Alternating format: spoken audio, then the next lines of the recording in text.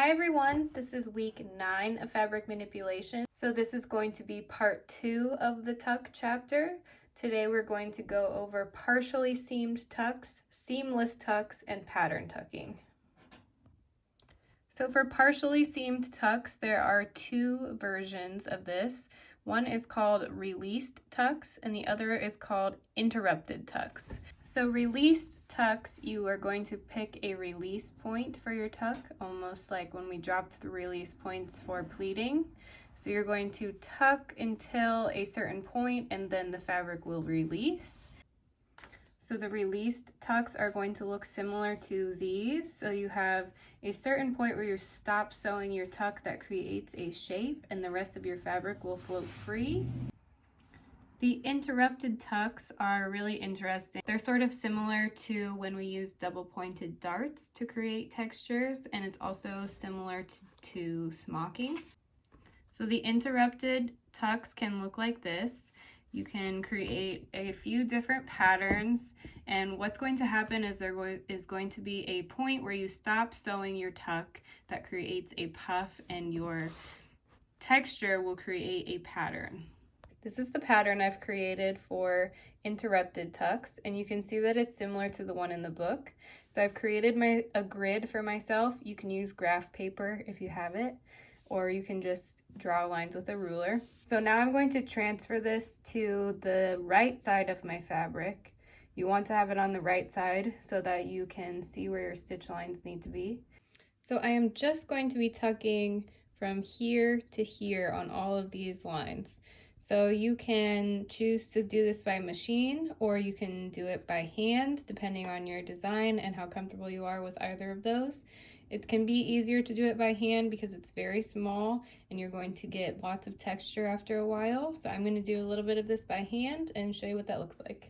So you can see the texture that this is starting to make, and I chose to do a very tiny little hand stitch. I just found that that was the most effective for getting in these tiny spaces. You certainly could do a machine stitch. It would be much more precise, I think, as long as your markings were good. Again, this is something that you're going to have to make a much larger piece of fabric for, so that when it shrinks down you will have enough. It's going to take quite a bit of fabric even though your tucks are very small. I just did about 1/8 of an inch tuck. So the next thing we're going to talk about is seamless tucks. So this is going to be tucks that do not have a straight seam down the side like the ones we've been doing, but they are sort of folds that are brought together by small hand stitches. So you can see this is the back of this. So we're going to be bringing all of that together by sewing through separate dots on the back of our fabric. So how that works is we're going to be drawing little dots that we're going to sew through to create the clusters. So I'm going to show you how to do that now.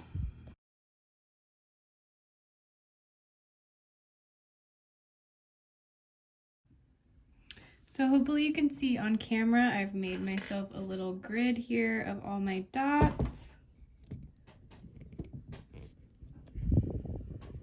So I have spaced them 1 inch apart, so I have 1 inch squares, but I am going to just take tiny little stitches through those dots and connect all of that together so that it makes the tucks. So I'm going to take a very small stitch where my dot is, and then take another very small stitch at the one next to it, and continue to go through each dot horizontally.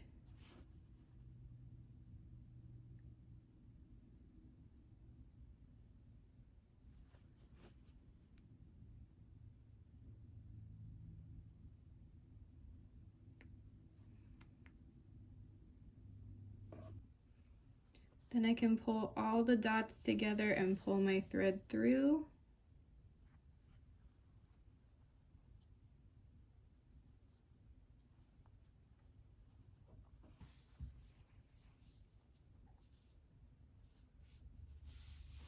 And securing it on the other side.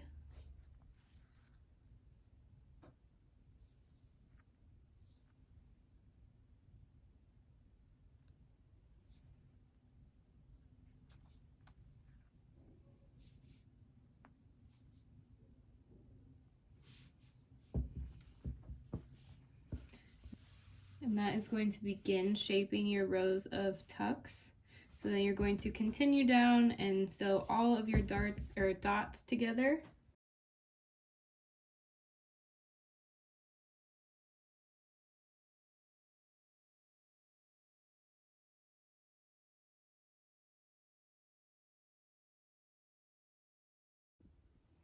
So this is what it looks like when I have them all stitched, and you can see the little pleats or tucks in between the stitches here, and on the right side they are all stacked together. So now I'm going to steam this. I'm not going to press anything down too hard. I want to press these together a little bit more, but I don't want them to have a severe crease. I suppose you could definitely do that if you like.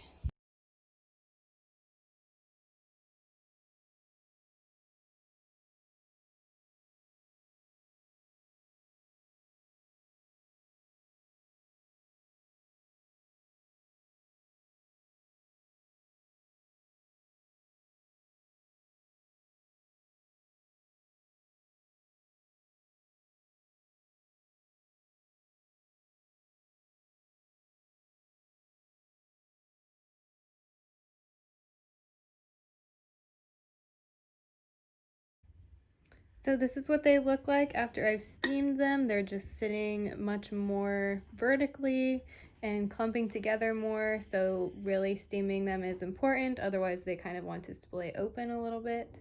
But that is how you do the clustered tucks, a version of seamless tucks. So by using a similar method as the tucks we've just done, by using different patterns, you can connect the dots together to create a textured surface.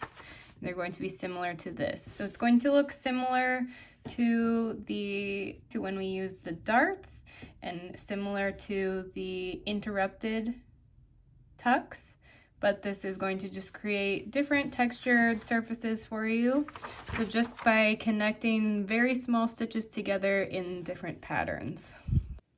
So the last one we're going to talk about is pattern tucking. It is hand-stitched pin tucks that create different patterns or textures. So the piece is never going to be exactly flat, but what we want to do is try to create as uniform of a surface as possible. So I've gone ahead and drawn just a little leaf design here. Of course, you want to use a friction pen or an invisible marker or some invisible way of marking, since it's going to be on your right side, like quilting. I'm going to do the whip stitch sort of version on the stem here, and then I will do the pin tucking version, the running stitch version on the leaves. And what you want to understand is that when you are creating your design, lines are going to end up being much closer together, because once you start to pinch out your fabric, things will start to creep up on each other. So something else I want you to notice about these is that it's almost impossible to keep everything completely flat in your background, because you are pulling in different sections and creating the tuck.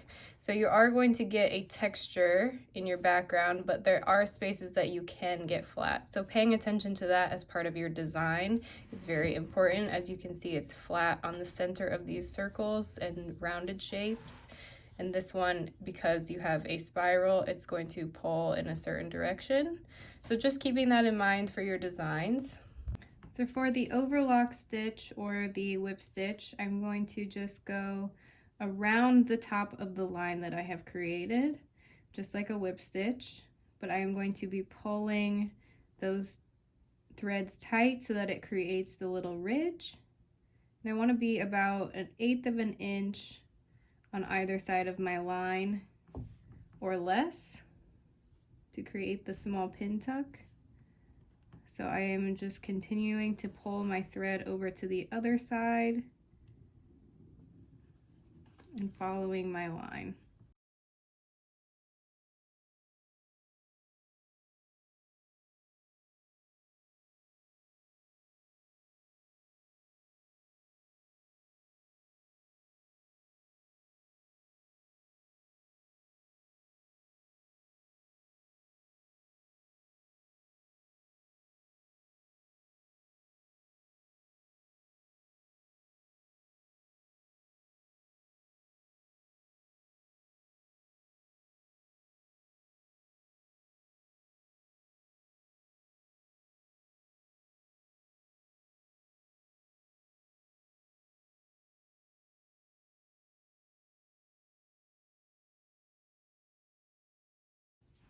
So when you start going in opposite directions from the first tuck that you've made is where you can start to see things starting to wave. So you may need to just negotiate where your tucks want to be. If you need to move one over a little bit, that's fine. Then once you finish your row, you can put your needle back to the back of your project and tie your knot back there so that it's not showing on the front.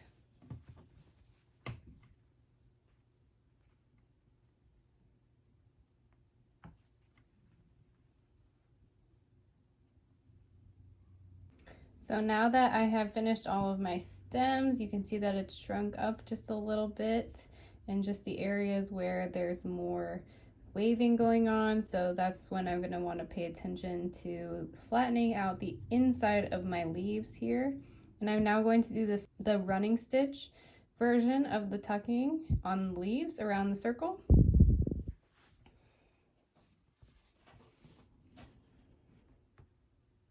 So it's a similar idea. You want to pinch around your line so that you have 1/8 of an inch or less. And then you're just going to do a running stitch so that it creates a ridge instead of the rope sort of look.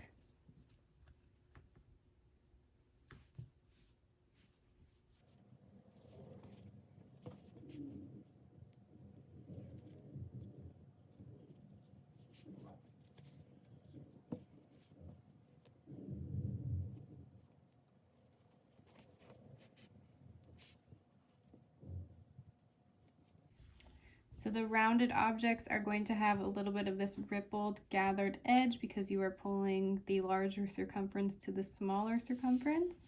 So I'm just going to continue to go around my leaves and show you what it looks like.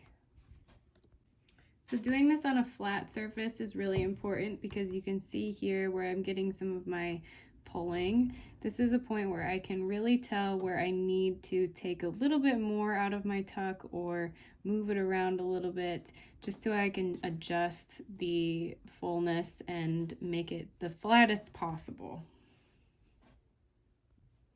So you can see how things are going here, and so now I'm going to go ahead and just show you how to steam over this because we want to make sure that we're not smashing any of this down because we have these lovely little tucks here, so we want to keep that three-dimensionality.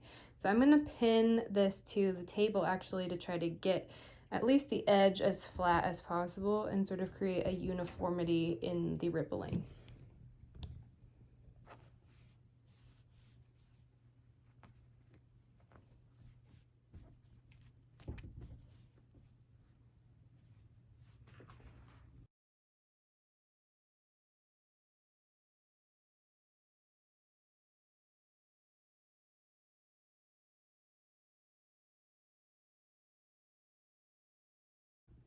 So you can see the steaming has allowed that to stay in place, and that is how the hand pattern tucking looks.